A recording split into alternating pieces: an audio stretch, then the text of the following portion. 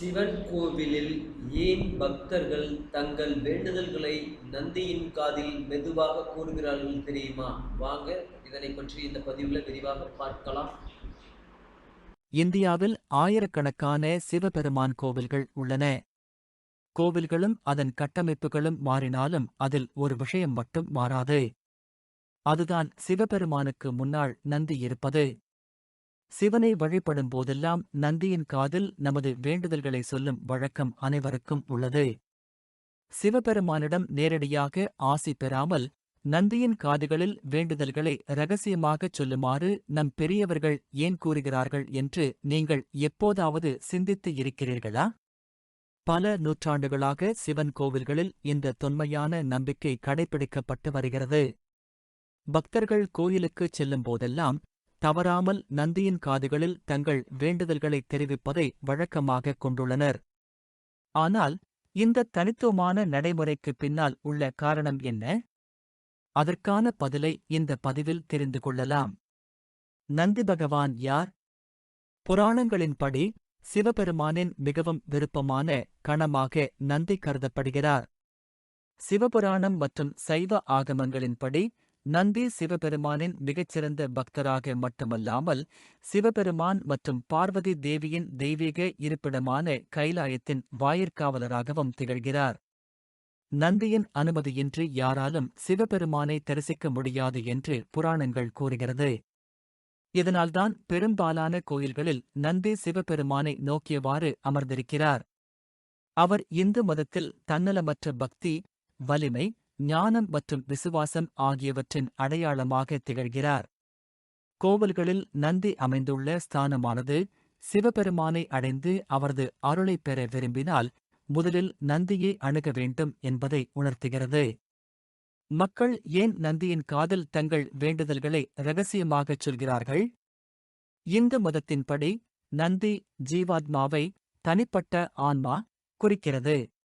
அதே வேளையில் சிவபெருமான் பரமாத்மாவை, உயரிய ஆன்மா குறிக்கிறார்.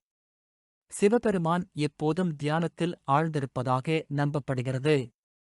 அந்த நேரத்தில் அவருக்கு இடையூறு விளைவிக்கக் கூடாது என்பதால் நந்தி ஒரு வாயிற்காவலராக அங்கே நிற்கிறார். சிவபுராணத்தின்படி சிவபெருமான் ஆழ்ந்த தியானத்தில் இருக்கும்போது தேவர்களால் அவரை நேரடியாக அணுக இயலாத சூழலில் நந்திதேவரே அவர்களின் செய்தியை ஈசனுக்கு எடுத்துரைத்தார். அதனால் பக்தர்கள் சிவபெருமானை அணுகுவதற்கான ஒரு தெய்வீக தூதராக நந்திதேவர் கருதப்படுகிறார்.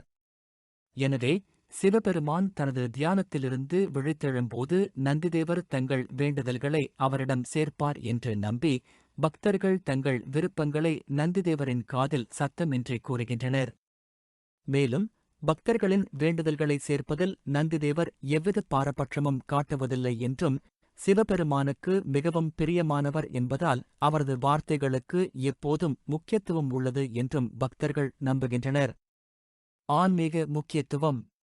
நம்பிக்கை. நந்தியின் காதில் உங்கள் செய்தியை மெதுவாக கூறுவதன் மூலம் அதை சிவபெருமானிடம் அவர் சேர்ப்பார் என்ற முழு நம்பிக்கையே அவர் மீது வைக்கப்படுகிறது.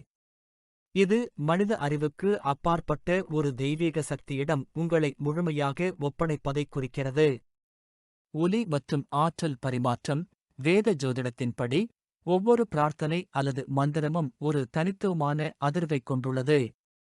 உங்கள் விருப்பங்களை நந்தியின் காதில் மெதுவாக கூறுவது அந்த ஆன்மீக ஆற்றலை சிவபெருமானின் தெய்வீக உணர்வு நிலைக்கு கடத்துவதாக நம்பப்படுகிறது.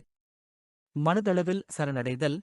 குழப்பங்கள் நிறைந்த உலகில் நந்தி சரணடைதல், அமைதி மற்றும் ஆழ்ந்த சிந்தனை ஆகியவற்றின் அடையாளமாக திகழ்கிறார்.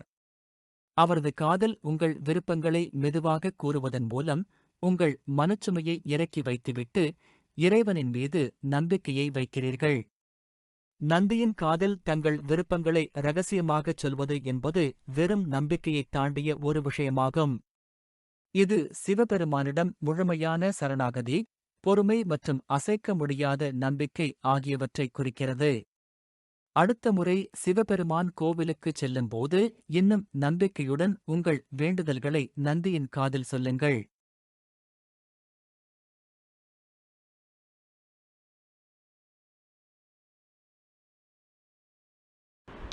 Thanks for watching.